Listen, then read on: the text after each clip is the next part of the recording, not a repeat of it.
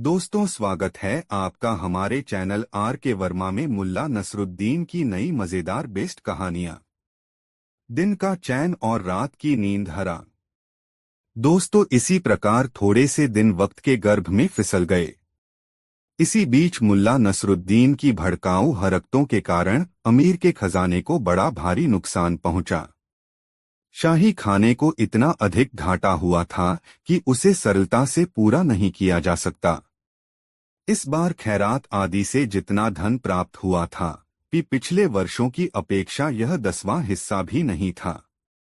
मजार पर जो घटना घटी थी, उसकी सूचना पूरे मुल्क में फैल चुकी थी।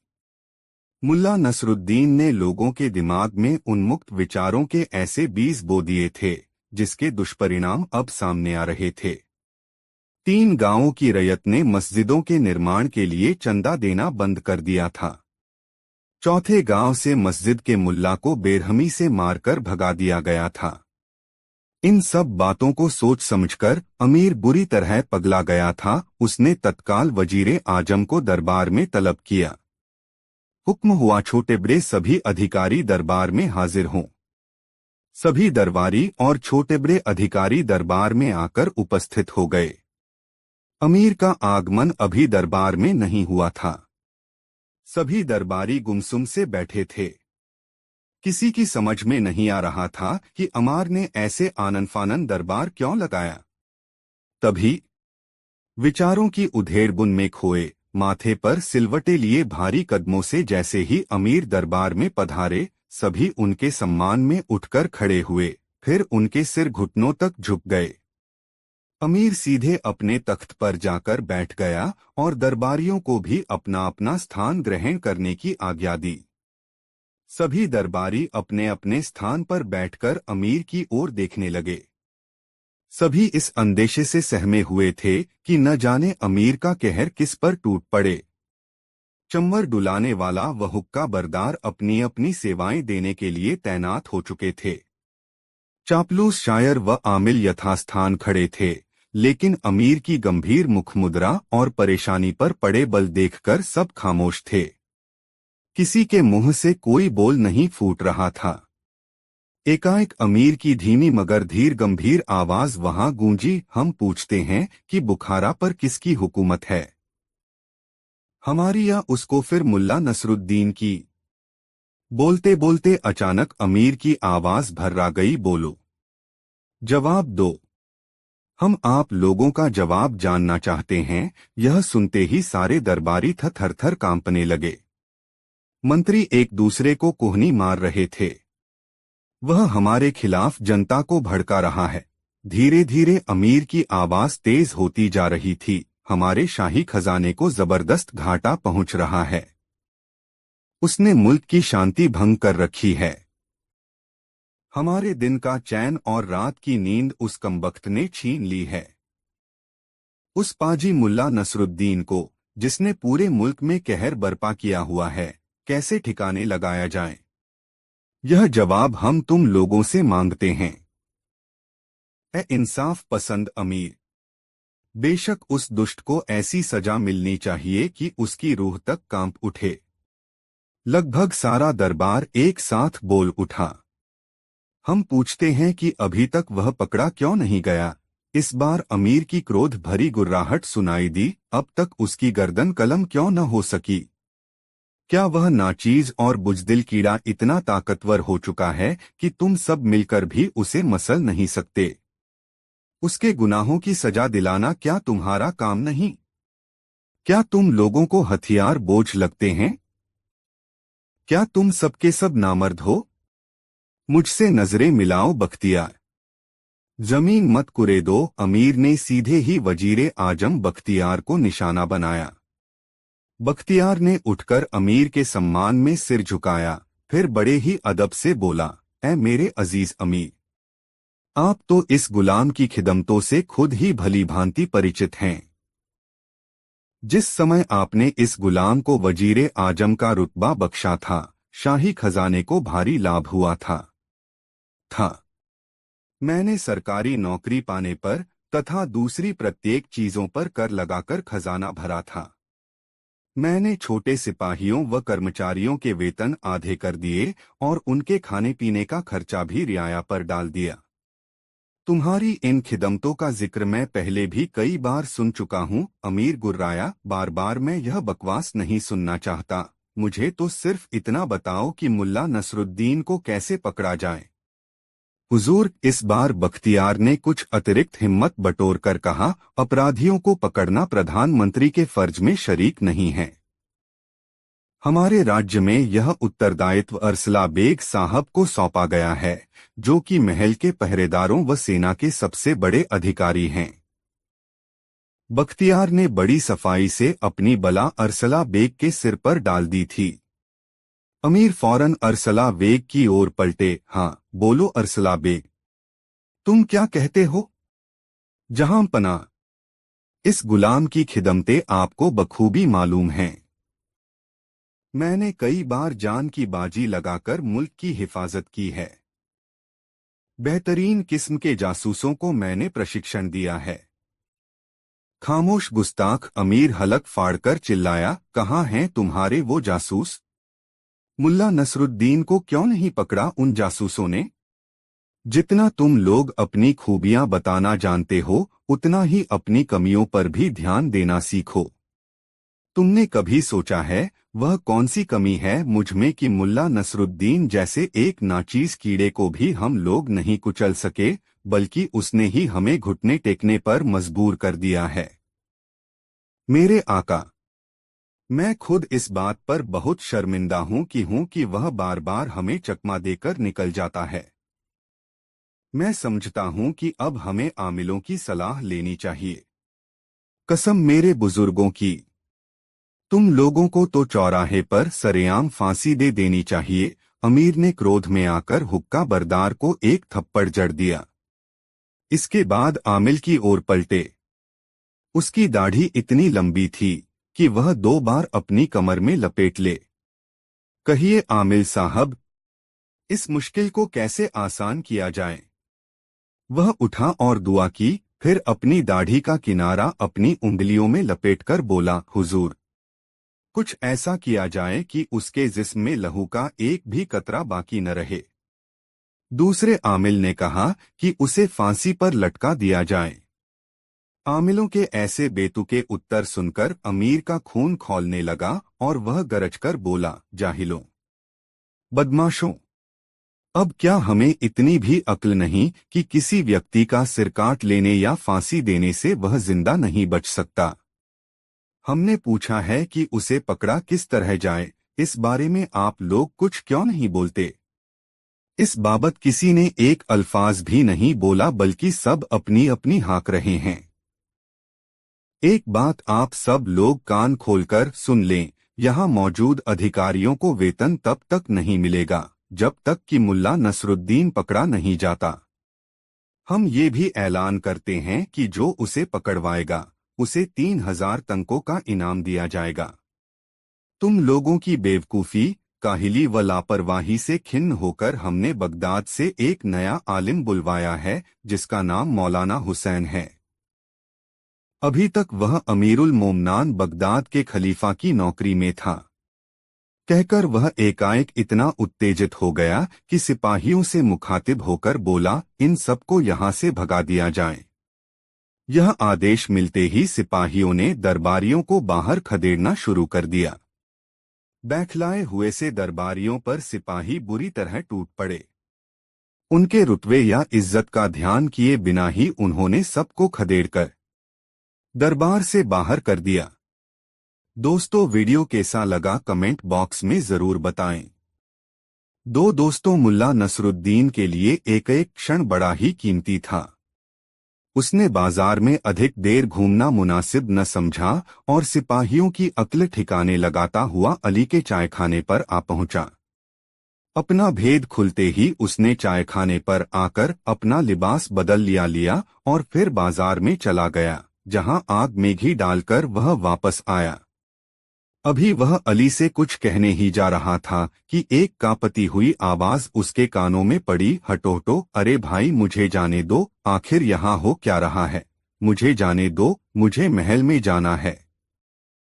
महल, यह शब्द कानों में पड़ते ही मुल्ला नसरुद्दीन चौंककर पलटा। उसने देखा, झुकी पतली नाक व सफेद दाढ़ी वाला एक बूढ़ा ऊंट पर बैठा था। देखने में वह अरबी लगता था। उसकी पगड़ी पर एक विशेष चिन्ह अंकित था जो उसका आलिम होना सिद्ध करता था।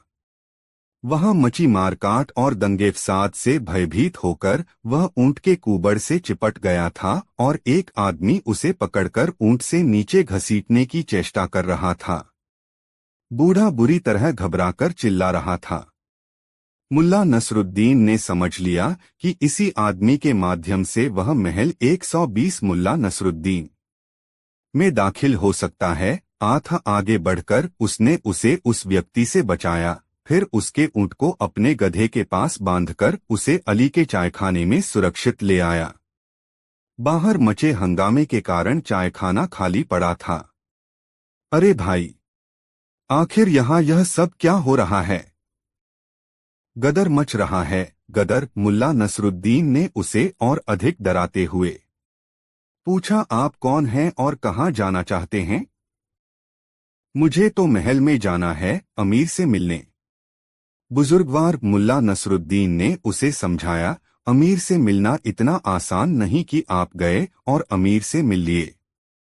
उनसे मिलने के लिए तो लोगों को हफ्ता हफ्ता भर प्रतीक्षा करनी पड़ती है। महल में मेरा इंतजार हो रहा होगा।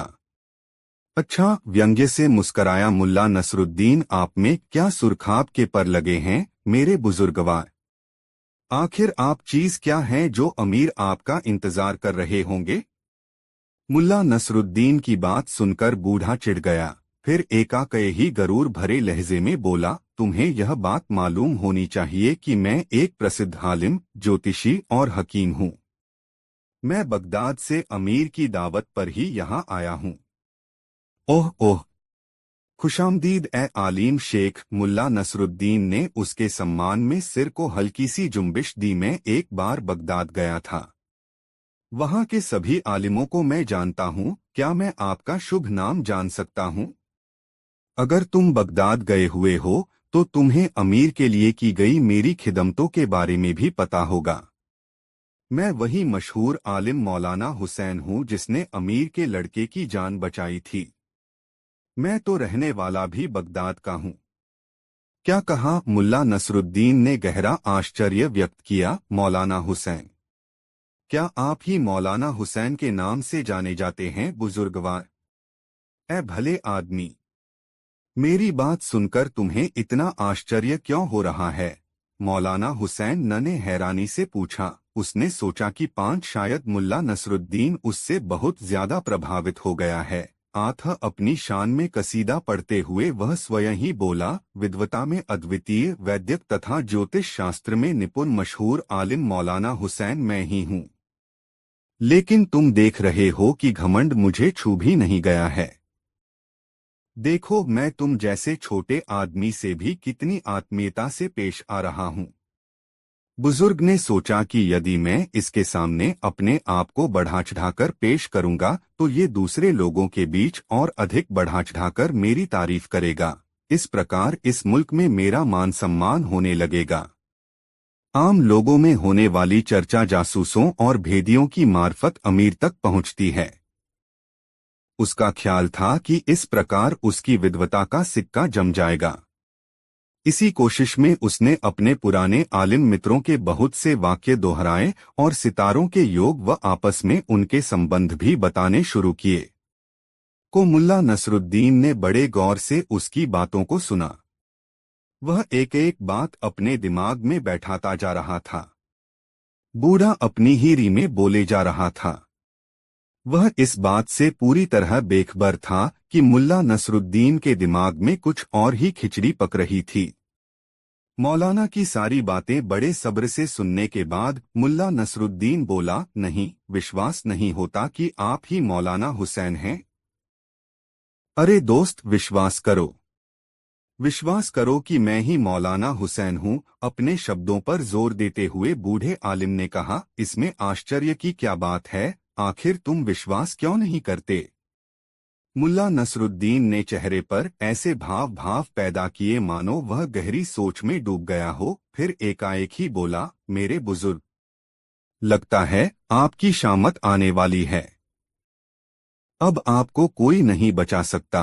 हे मेरे विद्वान आलिम, बुखारा में कदम रखने से पहले कम से कम अपने सितारे तो देख लिए होते। यह सुनते ही बूढ़े आलिम के हाथ से चाय का प्याला छूट गया। चाय का घंट हलक में जाकर ऐसा लगा कि उस पर खांसी का दौरा सा पड़ गया। पलक झपकते ही उसकी शेखी गायब हो गई। जैसे तैसे उसने अपने आप पर काबू पाया, फिर बोला, आप ऐसा क्यों कह रहे हैं भाई? आखिर बात क्या है? मुल्ला नसरुद्दीन ने बाजार की ओर इशारा करके कहा, क्या आपको मालूम नहीं कि यह सारी गड़बड़ी आपके ही कारण हुई है? मेरे कारण? मेरे कारण कैसे? क्या यह सच नहीं है कि आपने बगदाद से रवाना होने से पहले यहाँ खुल्लम खुल्ला यह ऐलान किया था कि आप अमीर के हरम तक पहुँच जाएंगे और उनकी बेगमों को छी छह कहते हुए भी शर्म आती है?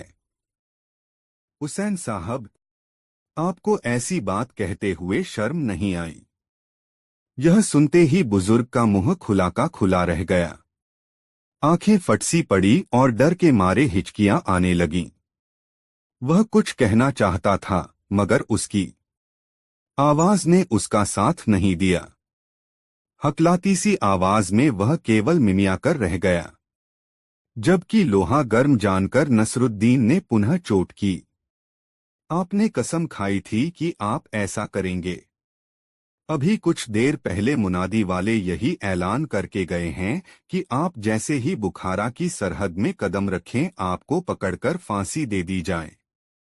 इसी बात के जुनून में यहाँ के लोग हर छोटे बड़े देशी विदेशी आलिम के खून के प्यासे हो गए हैं, और क्या सैनिक क्या नागरिक, सब आपको ढूंढते फिर रहे हैं। अभी कुछ देर पहले पिछले चौराहे पर लोगों ने इस्तांबुल के एक आलिम को जिंदा जलाने की कोशिश की। खुदा खैर करे हुसैन साहब, आपका अब न जाने क्या होगा। बूढ़ा आलिम बुरी तरह कराहने लगा। उसका दिमाग कुंद हो गया था और वह समझ नहीं पा रहा था कि उसके खिलाफ यह चाल किसने चली।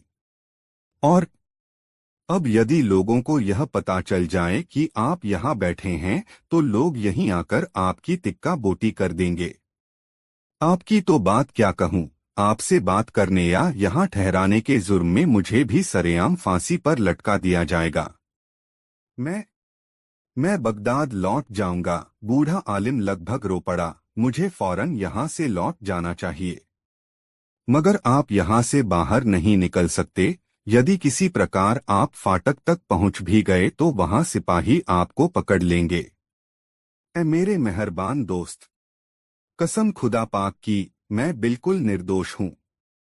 ऐसी गुस्ताख बात मैं कभी कह ही नहीं सकता। हाय कमबख्ती, ये क्या मुसीबत आ गई। ऐ खुदा के नेक बंदे, वह मुल्ला नसरुद्दीन के सामने गिड़गिड़ाया, ऐसे कठिन वक्त में तू ही मेरी मदद कर। मैं मदद करूं? मैं कैसे मदद करूं? मुल्ला नसरुद्दीन ने आंख तरेरी, मुझे करना तो यह चाहिए कि अपने आका का सच्चा व वफादार सेवक होने के कारण आपको पकड़कर तुरंत सिपाहियों को सौंप दूं ताकि मुझ पर आपके साथ सांठगांठ करने का इल्जाम न लगे। बूढ़ा आलिम बुरी तरह रोने लगा। जब मुल्ला नसरुद्दीन को महसूस हो गया कि मामला पूरी तरह जम गया है, तब वह बोला, एक बात बताएं बुजुर्गवार। पूछो पूछो मेरे भाई। आप कहते हैं कि लोगों ने आपको बदनाम करने के उद्देश्य से ऐसा किया है और आप बिल्कुल निर्दोष हैं। हाँ भाई हाँ, यही सच है। ठीक है, मुझे आपकी बात पर पूरा विश्वास है कि आपको इस साजिश में जानबूझकर फांसा जा रहा है, वरना इस उम्र में आपका किसी हरम से क्या देखभाल। बिल्कुल सही बात है, मगर अब कुछ ऐसा रास्ता तो बताओ मेरे भाई की इस मुसीबत से मेरी जान छूटे। रुसा होकर बूढ़ा आलिम बोला, आप मेरे साथ आइए। नसरुद्दीन उसे पीछे वाले कक्ष में ले आया जिसमें ईंधन आदि रखा था। फिर जो जनाना कपड़े पहने हुए थे उनकी पोटली उसकी ओर बढ़ाकर बोला, ये कपड़े मैंने अपनी बीवी के लिए खरीदे हैं। यदि आप चाहें तो आपकी पोशाक व साफे आदि से मैं इन्हें बदल सकता हूं। जनाने कपड़े पहनकर व नकाब से चेहरा ढककर आप सिपाहियों व जासूसों की नजरों से बच सकते हैं। और हाँ, अपने ये पोथी पत्रे भी यहीं छोड़ जाना, वरना इनसे भी आपकी शिनाख्त हो सकती है। हाँ हाँ, यही ठीक रहेगा। बूढ़ा तुरंत अपने कपड़े उतारने लगा।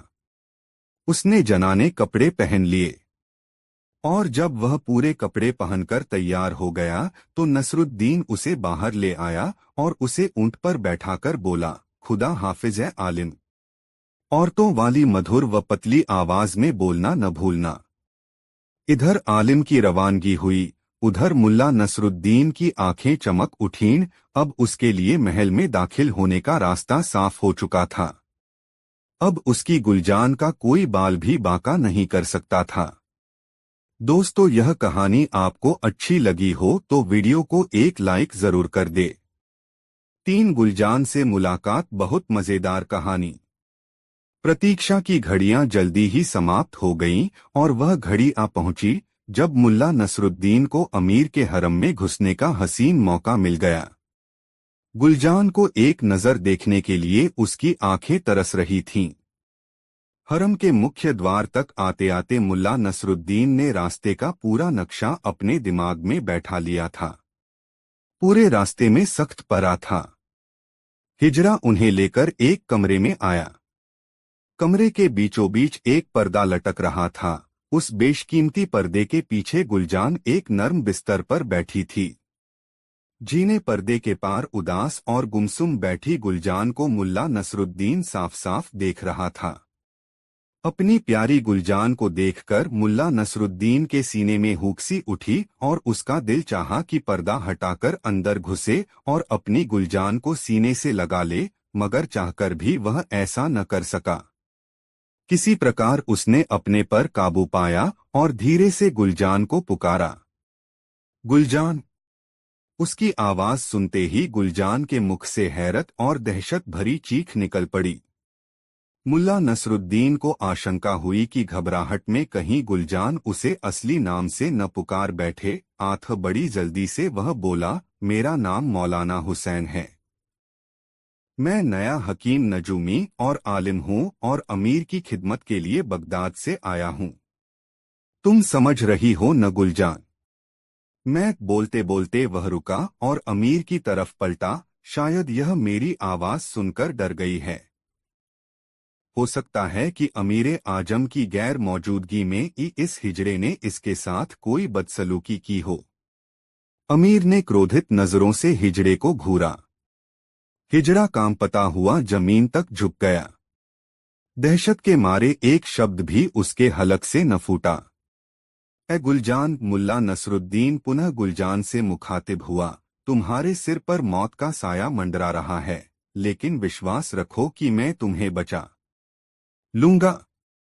तुम्हें मुझ पर पूरा भरोसा करना चाहिए।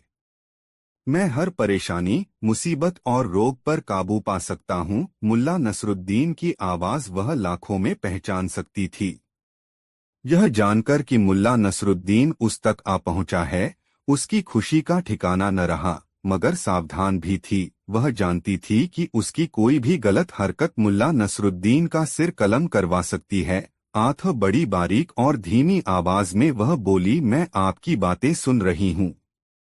मैं आपको जानती हूँ तथा आपका विश्वास करती हूँ। ए गुलजान, तुम जरा मुझे अपना हाथ दिखाओ ताकि मैं तुम्हारे नाखूनों के रंग से तुम्हारी बीमारी का कारण जान सकूं। धीरे से रेशम का पर्दा हिला और रुई जैसा नाजुक हाथ बाहर आया। मुल्ला नसरुद्दीन ने धीरे से गुलजान का हाथ थाम लिया।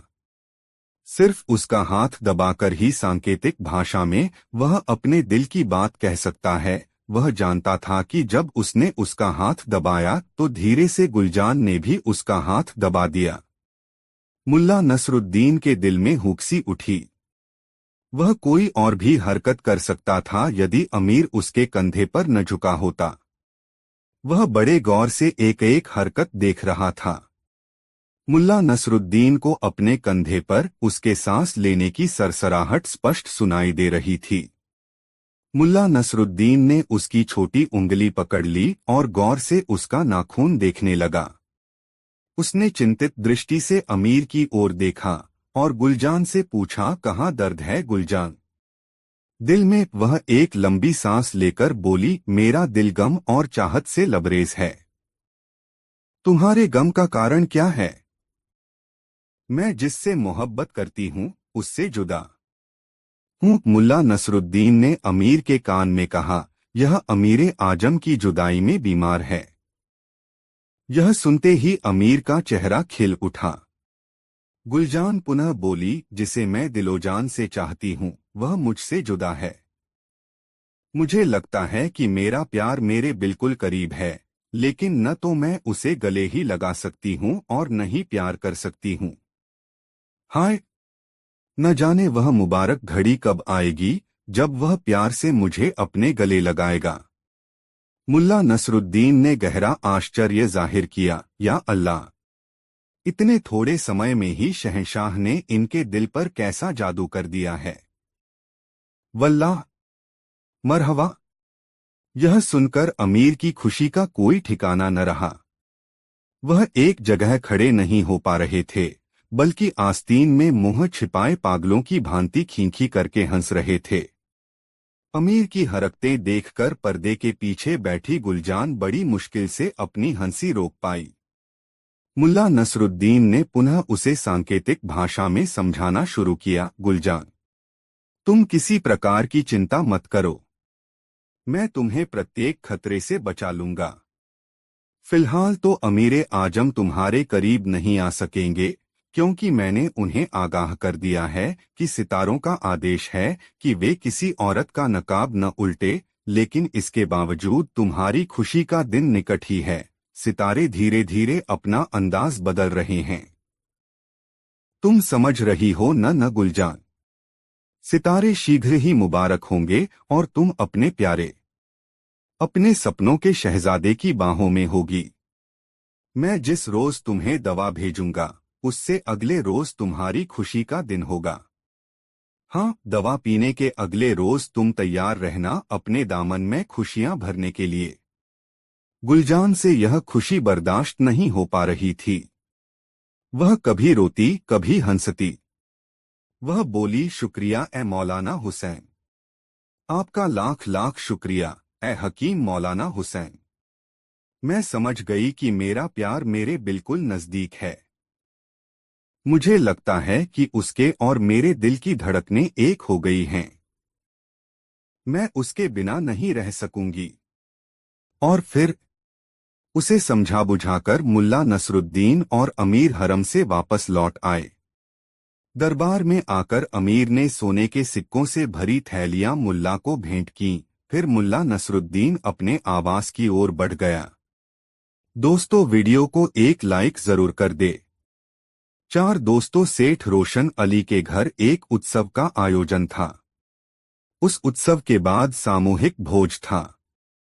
रोशन अली ने भोज के लिए शहर के सभी नामी गिरामी लोगों को न्योता भेजा था। न्योता मुल्ला नसीरुद्दीन को भी भेजा गया था। मुल्ला नसीरुद्दीन को इस तरह के किसी भी आमंत्रण से कोई प्रसन्नता नहीं होती। वह यह समझता था कि लोग अपना रुतबा दिखाने के लिए उसे अपने यहाँ दावत पर बुलाते हैं कि वे समाज को दिखला सकें कि देखो, मुल्ला नसीरुद्दीन जैसा बुलंद दिमाग इंसान भी मेरे घर आता है। वैसे मुल्ला नसीरुद्दीन खुद को बुलंद दिमाग इंसान मानता हो, ऐसी बात भी नहीं थी। उसके जितने भी हैरतंगेज कारनामे थे वे अनायास ही घटित हो गए थे। मुल्ला नसीरुद्दीन जब कभी भी अपने में झांककर खुद को पहचानने की कोशिश करता तो पाता कि वह एक विवश इंसान है जिसे प्रतिदिन अपना और अपनी पत्नी के भोजन के लिए मजदूरी करनी होती है। और हर रात वह यह सोचते हुए सोता था कि कल यदि मजदूरी के लिए कोई काम नहीं मिला तब मुल्ला की पत्नी को जब मालूम हुआ कि सेठ रोशन अली के घर से मुल्ला नसीरुद्दीन को न्योता मिला है, तब वह बहुत खुश हुई और मुल्ला के लिए रेशमी जरीदार शेरवानी, साटनी चूड़ीदार पाजामा, रेशमी टोपी और नक्काशीदार जूती निकाल दी। मगर भोज के दिन मुल्ला नसीरुद्दीन सुबह से ही अपने दरवाजे के पास की खाली जमीन में सब्जियों के पौधे लगाने में व्यस्त हो गया। भोज का उसे ख्याल ही नहीं रहा। अचानक उसकी बेगम को ही याद आया कि आज तो मुल्ला को सेठ रोशन अली के घर भोजन करने जाना था। वह रसोई से निकली और दरवाजे पर आकर उसने मुल्ला को याद दिलाया, कैसे हो तुम? किसी काम में लग जाओ तो तुम्हें दीन दुनिया का भी अतापता नहीं रहता। आज तुम्हें सेठ रोशन अली के घर भोज खाने जाना है। हाँ हाँ, याद है मुझे। बस 2 पौधे बच गए हैं, उन्हें लगाकर निकल जाऊंगा। तुम चिंता मत करो, मुल्ला नसीरुद्दीन ने अपनी बेगम से कहा। बेगम फिर रसोई में चली गई। मुल्ला नसीरुद्दीन ने पूरी तन्मयता से 2 पौधे और रोपे, फिर हाथ की मिट्टी झड़ता हुआ उठा और अपने गधे को खोला। जिस हाल में मुल्ला था उसी हाल में निकल गया सेठ रोशन अली के घर जाने के लिए। जब गधा आधा रास्ता तय कर चुका तब मुल्ला को याद आया कि उसने आज स्नान नहीं किया। बेगम ने उसके लिए शानदार लिबास निकाल कर रखा था कि जब मुल्ला सेठ रोशन अली के घर जाएगा तो इन्हें पहन लेगा, मगर मुल्ला ने वे कपड़े भी नहीं पहने थे। गधा दौड़ता हुआ मुल्ला अजीब लग रहा था। उसके हाथों में मिट्टी लगी थी, कपड़े मिट्टी सने थे, दाढ़ी और बाल में धूल अंटा पड़ा था। मुल्ला नसीरुद्दीन की नजर अपने पाजामे पर गई। पाजामा गंदा तो था ही, उस पर कई जगह पैबंद भी लगे थे। मुल्ला अब थोड़ा संकुचित हुआ। उसे लगा कि किसी भोज में शामिल होने जाने का उसका तरीका लोकस्तरीय नहीं है, लेकिन इस निष्कर्ष पर पहुंचने के साथ ही उसका गधा सेठ रोशन अली के दरवाजे पर पहुंच चुका था। मुल्ला नसीरुद्दीन ने गधे को एक पेड़ से बांध दिया और यह सोचता हुआ वह सेठ रोशन अली के घर की ओर जाने लगा कि बेख्याली में वह जिस हाल में था उसी हाल में रोशन अली के घर चला आया। खैर, अब भविष्य में वह इस बात का ख्याल रखेगा कि जब कभी भी वह किसी के घर जाए तो अपने को साफ सुथरा करके ढंग के कपड़े अवश्य पहने हों। ऐसा सोचते हुए मुल्ला नसीरुद्दीन जब सेठ रोशन अली के घर में प्रवेश करने लगा तो दरवाजे पर खड़े दरबान ने उसे रोक लिया। अरे रे रे रे, कहाँ घुसे जा रहे हो? दूर हटो, बाहर इंतजार करो। भोज खत्म होने पर तुम्हें भी कुछ खाने को मिलेगा। अभी दूर हटो, दरबान ने डंडा उठाकर उसे दूर रहने का इशारा करते हुए कहा। मुल्ला नसीरुद्दीन ने दरबान को बताया, मैं सेठ रोशन अली का मेहमान हूँ। मुझे सेठ ने आमंत्रण पत्रा भेजकर खास तौर से बुलाया है। मगर दरबान उसे देखकर हंस पड़ा, तू और सेठ रोशन अली का मेहमान? जा भाई जा, अपना काम कर। तुझ जैसों को रोशन अली का आमंत्रण पत्रा मिलने लगे तो फिर कहना ही क्या। दरबान ने मुल्ला नसीरुद्दीन को धक्का देकर सेठ के दरवाजे से दूर धकेल दिया। मुल्ला नसीरुद्दीन अपने स्थान से उठा और अपने गधे के पास आ गया। उसने गधे को खोला और उस पर बैठ गया तथा गधे को अपने घर की तरफ सरपट दौड़ाने लगा। घर पहुंचकर उसने स्नान किया, चूड़ीदार पाजामा और शेरवानी पहनी, नक्काशीदार जूती पहनी, रेशमी टोपी सिर पर डाली और फिर गधे पर बैठकर सेठ रोशन अली के घर पहुंचा। दरबान ने उसे देखकर झुककर सलाम किया और दरवाजे से हटकर उसके लिए जगह बनाई। रोशन अली सेठ ने दूर से ही मुल्ला नसीरुद्दीन को देखकर पहचान लिया और दौड़ता हुआ उसकी अगवानी के लिए आया। मुल्ला को झुककर सलाम किया और फिर उसका दामन थामकर उस जगह ले गया जहां पर अतिविशिष्ट लोगों के बैठने की जगह बनी हुई थी। सेठ रोशन अली ने मुल्ला नसीरुद्दीन को अपने पास बैठाया और अपनी निगरानी में उसके लिए भोजन परोसवाया। मुल्ला नसीरुद्दीन भोजन परोसे जाने के बाद खामोशी से भोजन की तरफ देखता रहा, फिर अपनी टोपी उतारकर भोजन की थाली के सामने रख दी। फिर कहा, ले टोपी, तू खा ले। फिर उसने अपनी शेरवानी उतारी और थाल के पास शेरवानी रखते हुए कहा, ले शेरवानी, तू खा ले। सेठ रोशन अली आश्चर्य से मुल्ला नसीरुद्दीन को देख रहा था। उसे इतनी बात अवश्य समझ में आ गई थी कि कहीं कोई चूक हुई है, जिसके कारण मुल्ला नसीरुद्दीन ऐसी हरकत कर रहे हैं, जबकि वहां पर बैठे अन्य अतिथि यह समझ रहे थे कि मुल्ला नसीरुद्दीन का दिमाग खराब हो गया है। कहीं टोपी और शेरवानी भी भोजन करते हैं। मुल्ला नसीरुद्दीन ने जब पाजामा खोलने के लिए इजारबंद को पकड़ा, तब सेठ रोशन अली ने मुल्ला नसीरुद्दीन का हाथ पकड़ लिया। क्या बात है मुल्ला नसीरुद्दीन, आप किस बात से खफा हैं? कुछ मुझे भी तो बताए। मैं तो कुछ भी नहीं जानता। बात क्या रहेगी सेठ रोशन अली? मैं कोई बड़ा आदमी तो हूं नहीं। इस तरह के भोज में आने जाने का शऊर तो मुझ में है ही नहीं। आज सुबह मैं अपनी सब्जी की बगिया में घुस गया और पौधे लगाने के काम में लग गया। मेरी बेगम ने मुझे याद दिलाया कि सेठ रोशन अली साहब के घर से न्योता है। मैं हाथ का काम निपटाकर यह सोचकर तुरंत चल पड़ा कि बड़े लोगों के घर से यदि बुलावा हो तो समय का ख्याल जरूर रखना चाहिए। इसलिए न तो मैंने चेहरा धोया, न हाथ धोए और न ही कपड़े बदले। जब मैं आपके दरवाजे पर आया तब आपके दरबान ने मुझे रोक दिया। मैंने उसे बहुत समझाया कि मैं यहाँ आमंत्रित अतिथि हैं। सेठ रोशन अली ने मुझे खास ताकीद की है कि मैं अवश्य आऊं और भोज में शिरकत करूं, मगर दरबान ने मेरी बात पर यकीन नहीं किया और फकीरों की पांत में खड़ा हो जाने के लिए कहा। मैं लौटकर अपने घर गया, नहा धोकर ये कपड़े पहने और आपके दरवाजे पर आया तो मेरा गर्मजोशी से स्वागत हुआ। आपने बढ़कर मेरी अगवानी की। इससे ही मुझे समझ में आया कि इस दावत में मेरी नहीं, मेरे कपड़ों की प्रतिष्ठा है।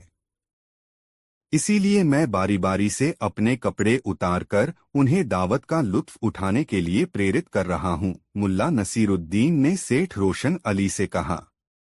सेठ रोशन अली ने दरबान के व्यवहार पर मुल्ला नसीरुद्दीन से खेद जताया और उसे आश्वस्त किया कि दावत उसे ही दी गई है, उसके कपड़ों को नहीं। सेठ रोशन अली ने मुल्ला नसीरुद्दीन से कहा, मुल्ला साहब, हम जानते हैं कि आप हमारे शहर के सबसे बुद्धिमान व्यक्ति हैं। आप दुनियावी बातों से बहुत ऊपर उठ चुके हैं। आप जिस लिबास में भी रहें, हमारे लिए आदरणीय हैं। मैं अपने दरबान के व्यवहार से लज्जित हूं। हमें माफ कर दें। सेठ रोशन अली की मुलायमियत से कही गई बातें सुनकर मुल्ला नसीरुद्दीन का गुस्सा जाता रहा और वह दावत का मजा लेने के लिए बैठ गया। सेठ रोशन अली ने खुद परोस परोस कर मुल्ला नसीरुद्दीन को भोजन कराया। मुल्ला नसीरुद्दीन खूब तृप्त होकर सेठ रोशन अली के घर से अपने घर वापस आया। 3 मौलाना हुसैन बने नसरुद्दीन। नई मजेदार कहानी। लड़ाई लगभग शांत हो चुकी थी। अधिकांश नागरिक अपने अपने घरों में जा चुके थे। सैनिक बाजार के चप्पे चप्पे पर फैल चुके थे। बहुत से लोग गिरफ्तार हुए थे। अधिकांश बाजार बंद हो चुका था। इक्का दुक्का छोटी मोटी दुकानें ही खुली हुई थीं। उधर अमीर ने दरबार की आपातकालीन सभा बुलाई हुई थी। मरघट जैसा सन्नाटा सभा में छाया हुआ था। हर छोटा बड़ा अधिकारी वहां मौजूद था, मगर सभी के चेहरों पर डर, दहशत और आशंका के साए लहरा रहे थे। अमीर अपने शानदार तख्त के सामने पीठ पर दोनों हाथ बांधे बड़ी बेचैनी से चहलकदमी कर रहे थे। एक ओर प्रधानमंत्री बख्तियार और अरसला बेग खड़े थे। उन दोनों के चेहरों पर फटकार सी बरस रही थी। दिल ही दिल में वे मुल्ला नसरुद्दीन को करोड़ों गालियां बक चुके थे, इसके बावजूद भी गालियों का सिलसिला जारी था। एकाएक अमीर रुके और सब पर एक दृष्टि डालकर बोले, यहाँ जो भी कुछ हुआ या हो रहा है सब आप लोगों के सामने है। अब आप लोगों की क्या राय है? इस मुसीबत से कैसे छुटकारा पाया जाए, यह सवाल हम पहली बार नहीं कर रहे हैं। सब मौन थे, कोई कुछ न बोला। सब सिर झुकाए बैठे रहे। उन्हें खामोश देखकर एकाएक अमीर की मुखमुद्रा बदल गई। उनके चेहरे पर भूकंप के से भाव दिखाई देने लगे। अब तो कई लोगों की जुबानें तालू से जा लगीं, हलक सूख सूख गए। सबसे बुरा हाल बख्तियार और अरसला बेग का था। मुल्क में अमन चैन का पूरा दारोमदार उन्हीं पर था। मगर इससे पहले कि अमीर कोई सख्त हुक्म जारी करते कि एक कर्मचारी उनके सम्मुख हाजिर हुआ और बोला, आका का इकबाल बुलंद रहे। महल के फाटक पर एक अजनबी आया हुआ है जो खुद को बगदाद का आलिम मौलाना हुसैन बताता है। उसका कहना है कि मौलाना हुसैन अमीर ने उसकी पूरी बात सुने बिना ही हुक्म दंदनाया, उन्हें अदब के साथ भीतर लाया जाए। कर्मचारी चला गया। अमीर के चेहरे का तनाव तेजी से कम होने लगा। उनके चेहरे पर विश्वास के ऐसे चिन्ह दिखाई देने लगे मानो अब उनकी सारी परेशानियां दूर होने वाली हों। कुछ देर बाद आलिम मौलाना हुसैन लगभग दौड़ता हुआ दरबार में आया। ऐ मेरे आका, इस जगत के चांद सूरज, दुनिया के सरताज, अमीर आजम, यह गुलाम आपके लिए दुआ करता हुआ रात दिन सफर करके एक बड़े खतरे से आगाह करने आया है। अमीर मुझे बताएं कि क्या आजकल कोई नई औरत आपके जीवन में आई है या आने वाली है? क्या अमीर उससे मिले हैं? क्या कहा औरत? अमीर ने तख्त पर बैठे बैठे बेचैनी से पहलू बदला। हाँ, एक औरत लाई तो गई है, मगर हम अभी उससे मिले नहीं, बल्कि इरादा बना रहे हैं। खुदा का शुक्र है, खुदा का लाख लाख शुक्र है। मुल्ला नसरुद्दीन ने राहत की सांस ली, फिर उठा और दोनों हाथ आसमान की ओर उठाकर बोला, अल्हम्दुलिल्लाह, अल्लाह ने विद्वता और गंभीरता का सितारा डूबने से बचा लिया। मैं अमीर आजम को बता देना चाहता हूं कि कल रात सितारों व ग्रहों की स्थिति ऐसी थी जो कि उनके लिए काफी खतरनाक थी। इस नाचीज गुलाम ने, जो कि अमीर के कदमों की धूल चूमने के काबिल भी नहीं, सितारों की चाल देखकर यह पता लगाया है कि जब तक सितारे शुभ घरों में दाखिल न हो जाएं, तब तक अमीर को किसी भी औरत के संपर्क में नहीं आना चाहिए। साथ ही यह भी सच है कि यदि आप ज्योतिष शास्त्र की चेतावनी का अपमान करते हैं तो आपकी बर्बादी सुनिश्चित है। यह तो अल्लाह का शुक्र है कि मैं सही समय पर पहुंचकर आपको सावधान कर सका। अमीर ने बीच में ही उसे टोका, तुम कहना क्या चाहते हो मौलाना हुसैन? मुल्ला नसरुद्दीन भी अपनी किस्म के एक ही शख्स थे। पूरे आत्मविश्वास से वह बोलते चले गए, मेरे आका, मुझे इस बात की बड़ी खुशी है कि मैं ठीक समय आपको सचेत करने आ पहुंचा हूं। मैं आज के दिन अमीर को किसी औरत को छूने से रोक सका, मेरे आका। मैंने सारी प्रजा को गमगीन होने से बचा लिया। मुल्ला नसरुद्दीन प्रसन्नता और आत्मविश्वास का ऐसा प्रदर्शन कर रहा था कि अमीर को उसकी बात पर विश्वास करना ही पड़ा। जब मुझे अमीर आजम का हुक्म मिला कि मैं उन्हें अशुभ ग्रह नक्षत्रों के अनिष्टकारी प्रभाव के विषय में सचेत करूं, तो मुझे बड़ी खुशी हुई और मैं जरूरी तैयारियां करके तुरंत ही बुखारा के लिए चल दिया। मैंने चलने से कई दिन पहले अमीर की जन्मपत्री तैयार की और उसी समय से अमीर की खिदमत में जुट गया। कल जैसे ही मैंने खगोल नक्षत्रों की जांच की तो पता चला कि वे अमीर के लिए अशुभ व अनिष्टकारी राशि में हैं। सितारा अलशुला, जो डंक की अलामत है, सितारा अलकल्ब, जो दिल का सूचक है, के मुकाबले गर्दिश में है।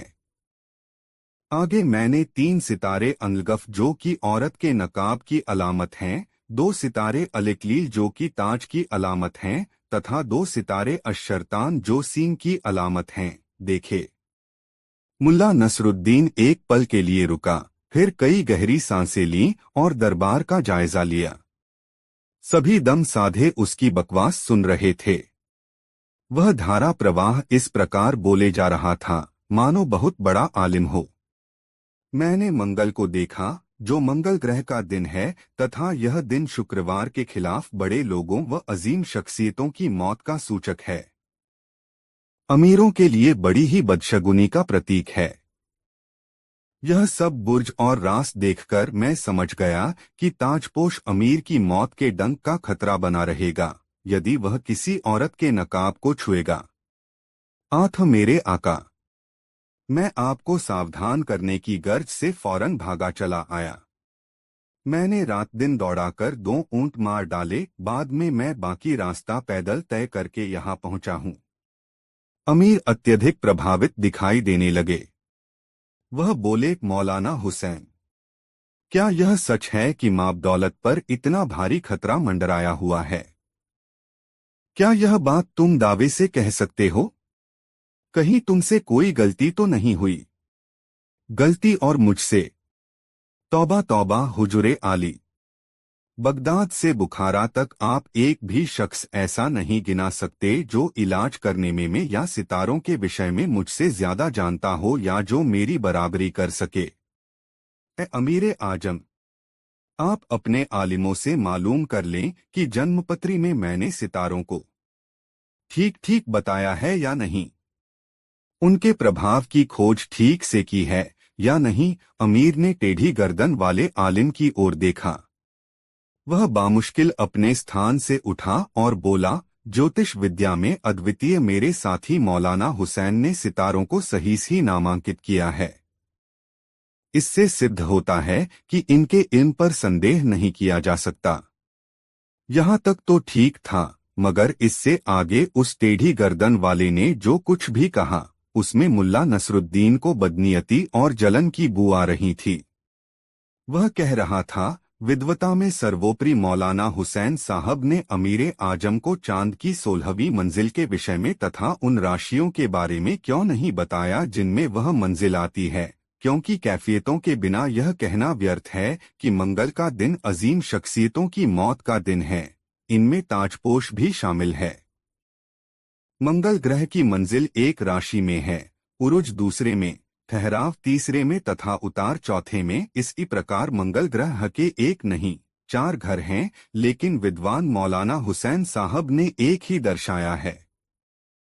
अपनी बात कहकर आलिम खतरनाक अंदाज में मुस्कराया। दरबारी लोग आपस में कानाफूसी करने लगे।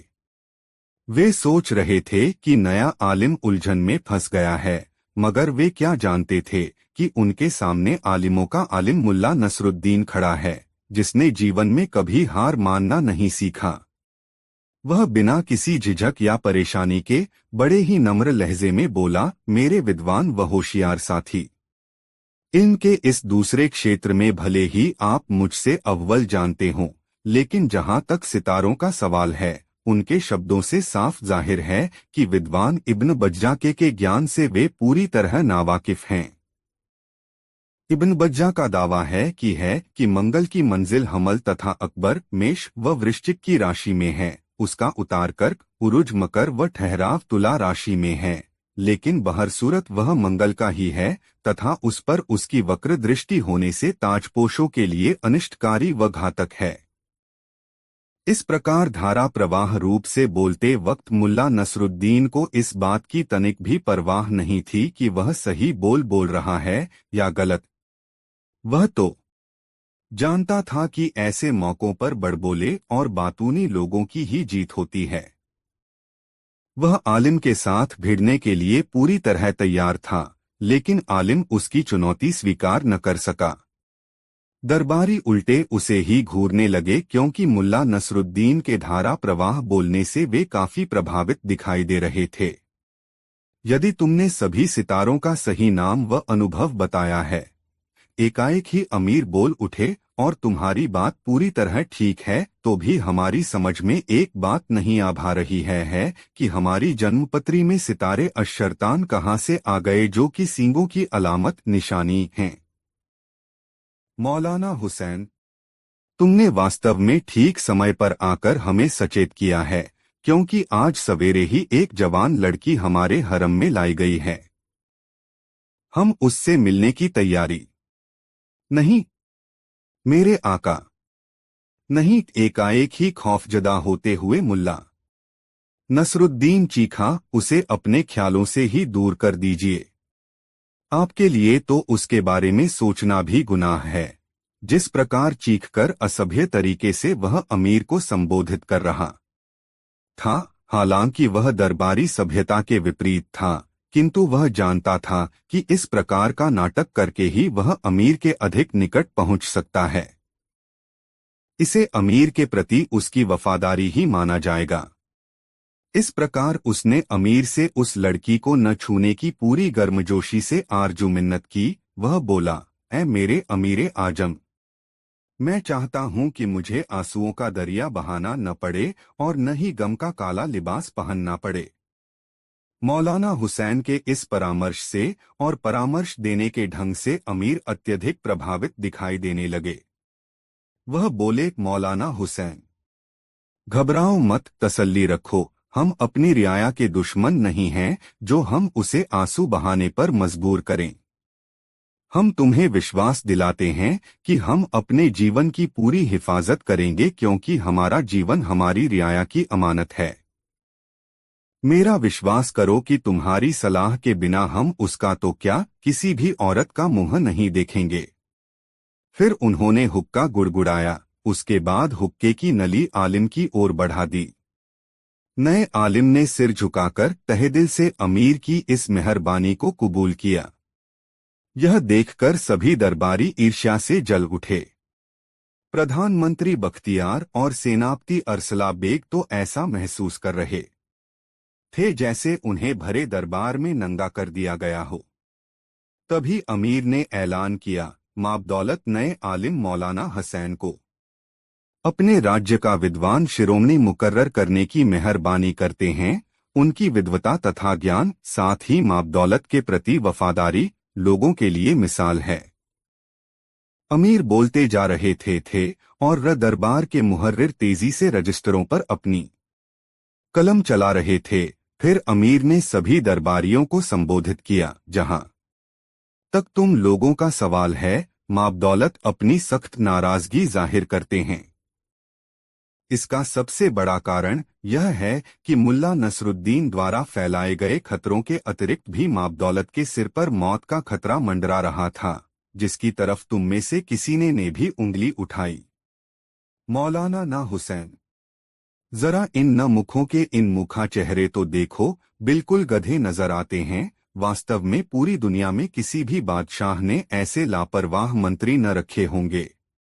मौका अच्छा था। मुल्ला नसरुद्दीन ने फौरन आग में घी डाला। आप बिल्कुल ठीक कहते हैं आलमपना।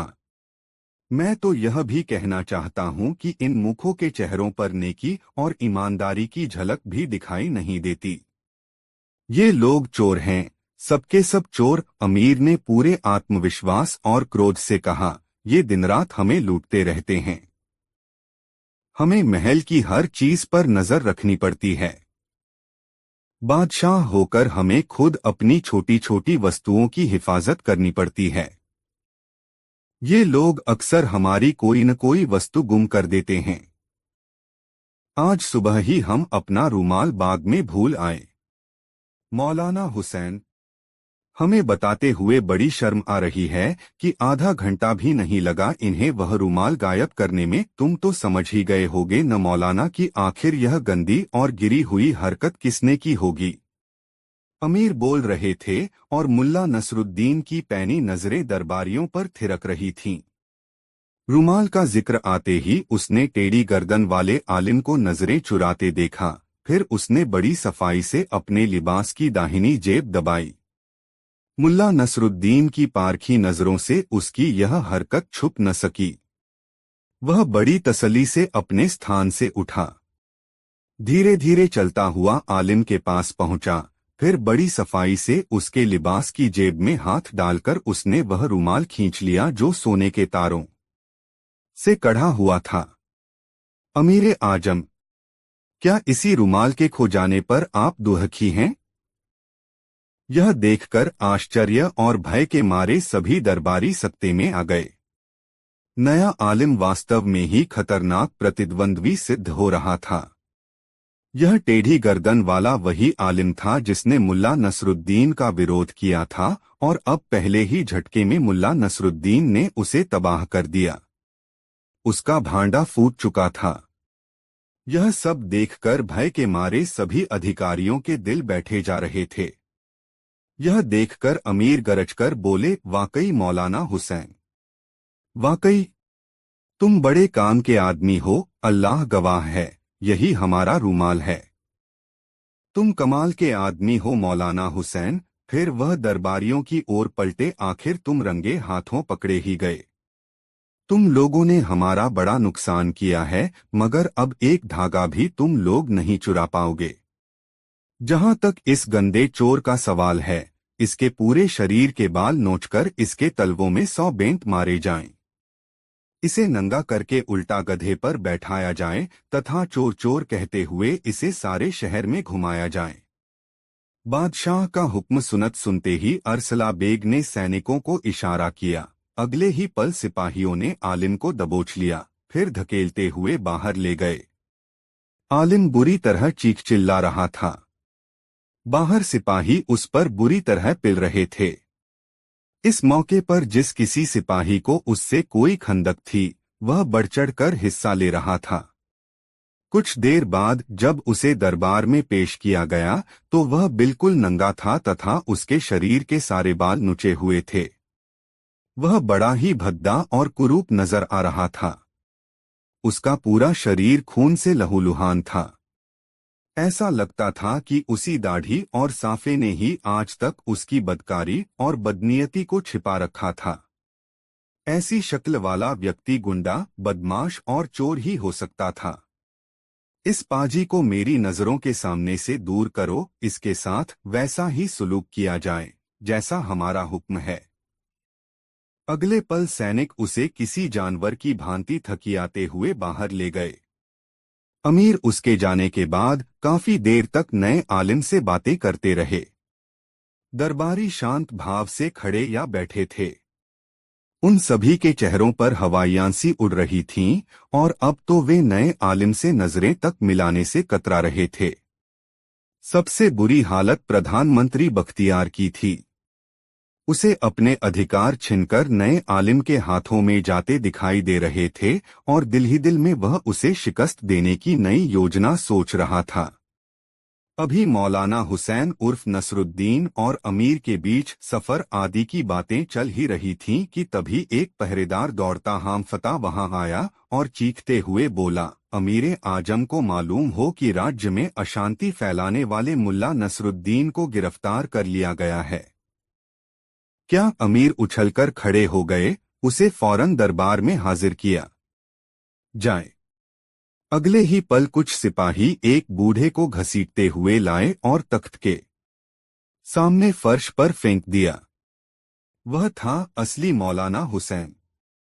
उसे देखते ही मुल्ला नसरुद्दीन को सारा दरबार घूमता हुआ प्रतीत होने लगा।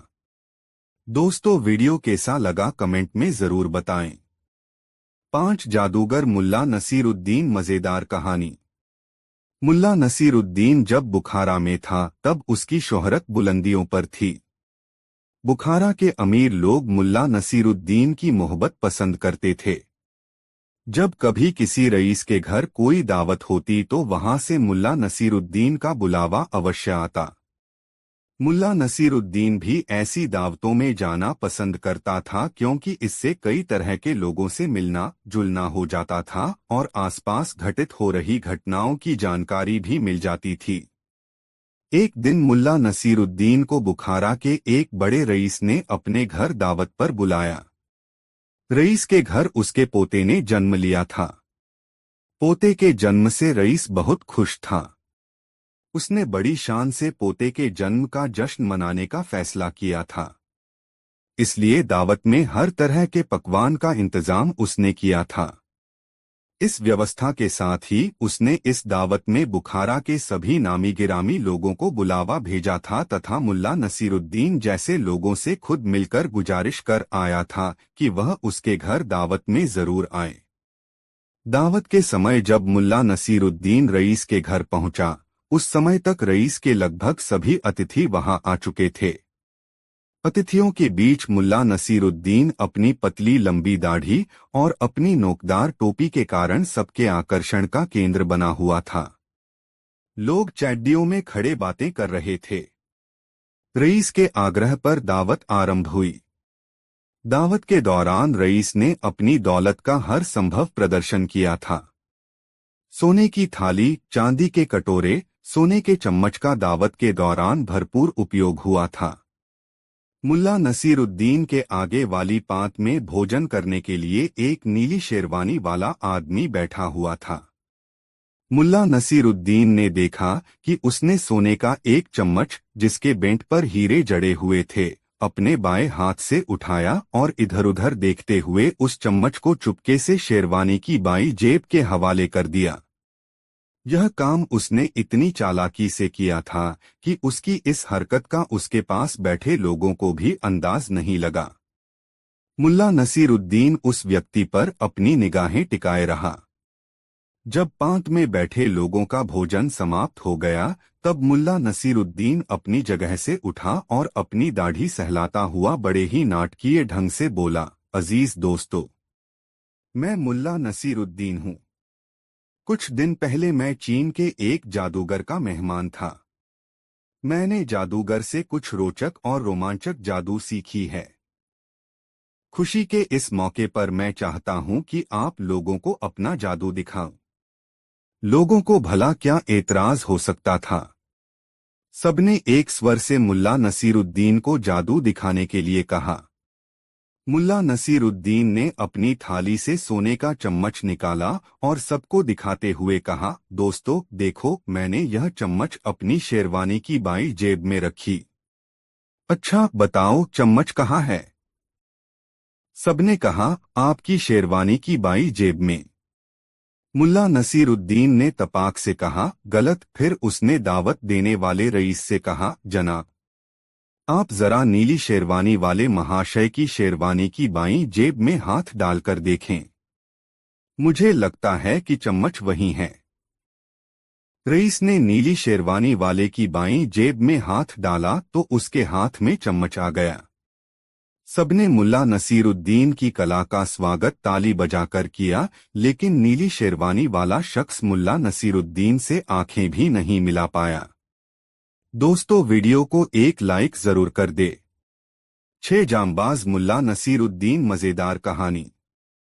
मुल्ला नसीरुद्दीन बगदाद जा रहा था। रास्ते में वह एक सराय में रुका। सराय में कुछ अफीमची पहले से डेरा जमाए हुए थे। जब मुल्ला नसीरुद्दीन पर उनकी नजर पड़ी तो उन्होंने उसे अपनी चैकड़ी में शामिल कर लिया। पहले तो उनके बीच सामान्य शिष्टाचार की बातें हुईं।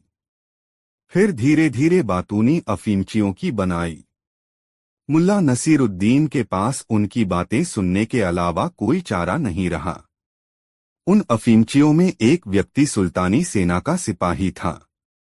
उसने हाकना शुरू कर दिया है, दोस्तों, आज मैं तुम लोगों के बीच हूं। यह तुम लोगों के लिए किस्मत की बात है। जानते हो क्यों? इसलिए कि मैं एक ऐसा सिपाही हूं जिसकी वीरता की गूंज आज भी सुल्तानी सेना में बरकरार है। 5 साल पहले जो युद्ध हुआ था, उसकी चर्चा तुम लोगों ने सुनी होगी। उस युद्ध में मैं भी लड़ा था। एक दिन दुश्मनों के सैकड़ों सिपाहियों ने मुझे घेर लिया। मैं जरा भी नहीं डरा।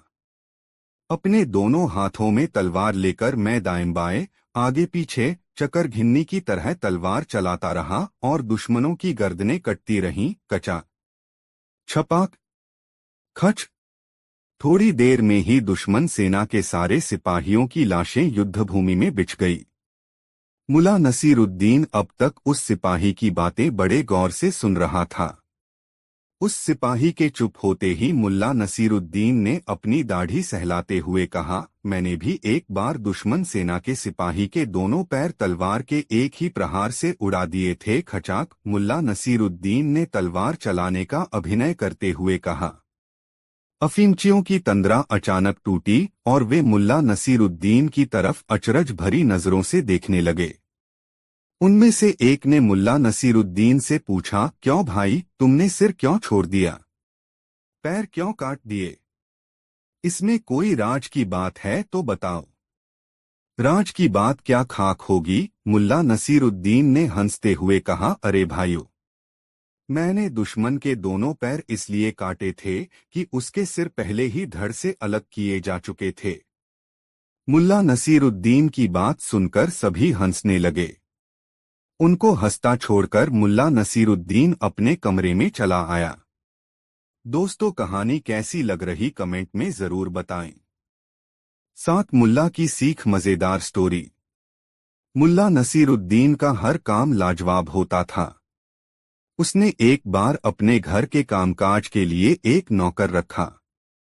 नौकर रखने के बाद मुल्ला नसीरुद्दीन ने सोचा, यह नौकर अभी से अपने काम के प्रति सतर्क रहे, यह जरूरी है। जरूरी यह भी है कि यह मुस्तैदी से काम करे और अपने काम के प्रति कभी लापरवाह नहीं हो। वह सोचने लगा, ऐसा क्या किया जा सकता है जिससे यह नौकर आज से, अभी इसी वक्त से ऐसा हो जाए कि इससे कभी कोई गलती न हो। सोचते सोचते मुल्ला को कुछ ख्याल आया और उसने फौरन नौकर को बुलाया। नौकर सकुचाता हुआ उसके पास आया तो उसने कहा, देखो, सामने मिट्टी का घड़ा रखा है, उस घड़े में पानी भरकर ले आओ। आदेश मिलते ही नौकर घड़ा लेने के लिए मुड़ा। तभी मुल्ला नसीरुद्दीन ने कहा, अबे ठहर, पहले मेरी बात अच्छी तरह सुन ले। मुझे काम में कोई भी गड़बड़ी बर्दाश्त नहीं होती। मुल्ला यह बात बहुत तैश में बोल रहा था।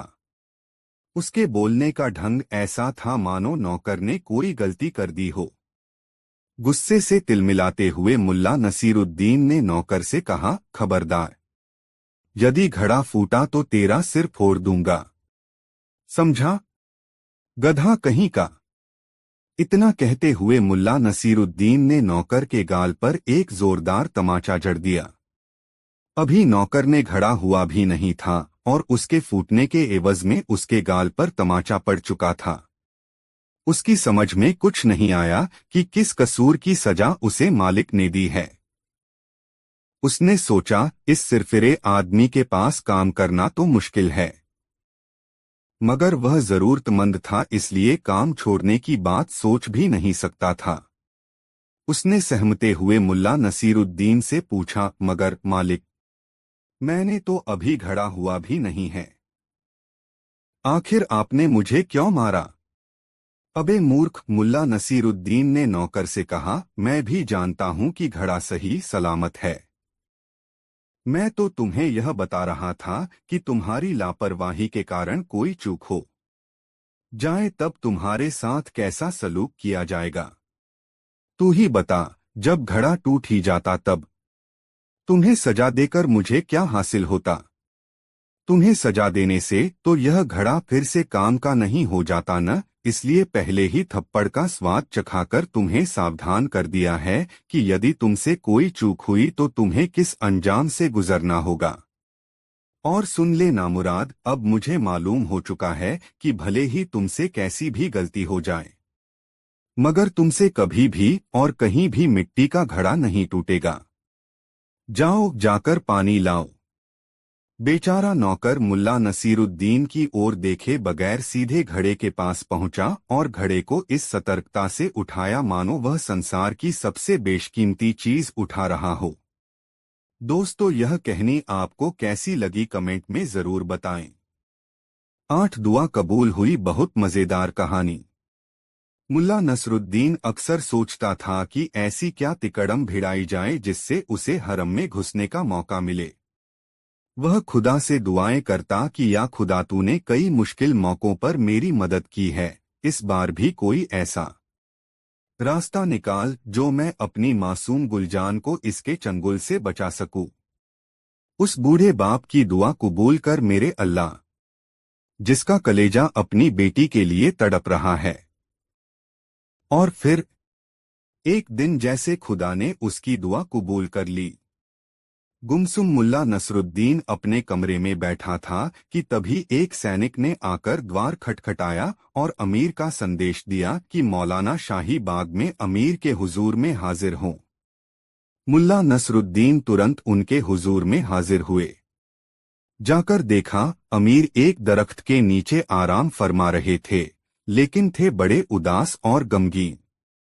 मुल्ला नसरुद्दीन ने सलाम अर्ज किया और पूछा, गुस्ताखी माफ हो आलम पना, क्या ये खाकसार जान सकता है कि हुजूर किस गम में डूबे हैं और बंदे को किस सबब से याद किया है? हम बहुत परेशान हैं मौलाना, दुनिया जहान से परेशान हैं।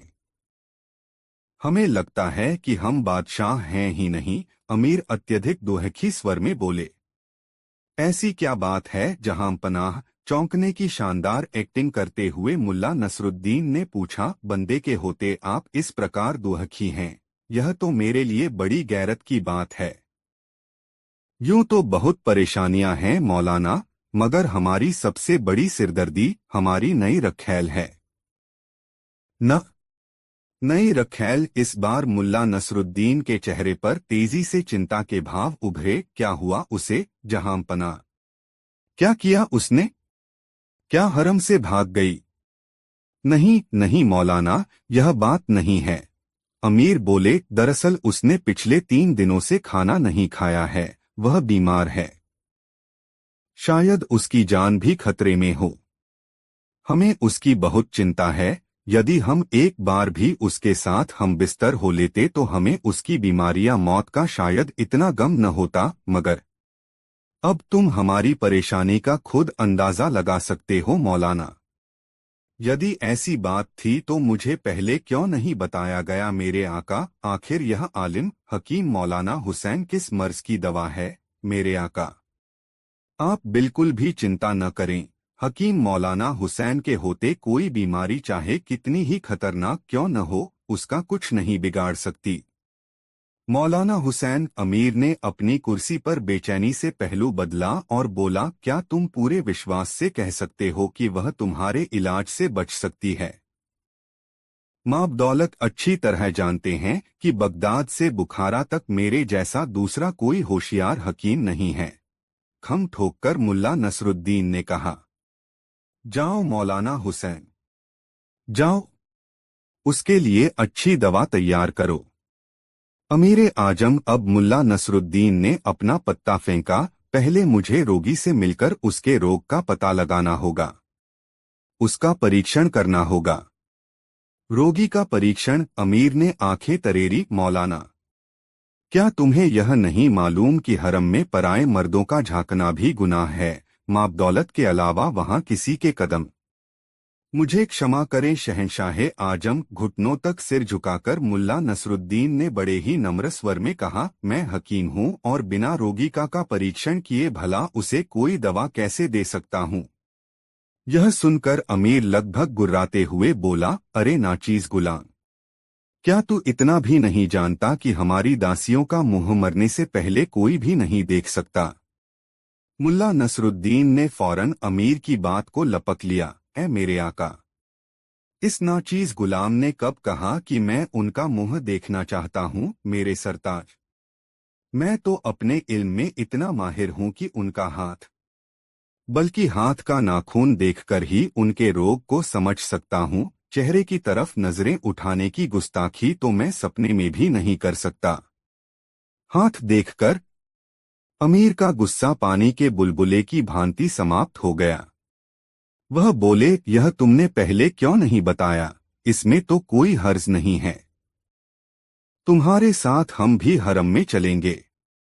यदि तुम हमारी रखैल का सिर्फ हाथ ही देखोगे तो हमें कोई ईर्ष्या नहीं होगी। मुल्ला नसरुद्दीन ने सोचा कि यहाँ गुलजान से अकेले में तो मुलाकात संभव ही नहीं है। आथ अमीर साथ रहें और मैं उसे दिलासा दे दूं, भला इससे अच्छी बात और क्या होगी। दोस्तों, यह मज़ेदार कहानी आपको कैसी लगी कमेंट बॉक्स में ज़रूर बताएं। ऐसी और नई मज़ेदार कहानी सुनने के लिए हमारे चैनल आर.के. वर्मा को सब्सक्राइब ज़रूर कर लें और यह वीडियो अपने मित्रों को ज़रूर शेयर करें। वीडियो देखने के लिए बहुत बहुत धन्यवाद।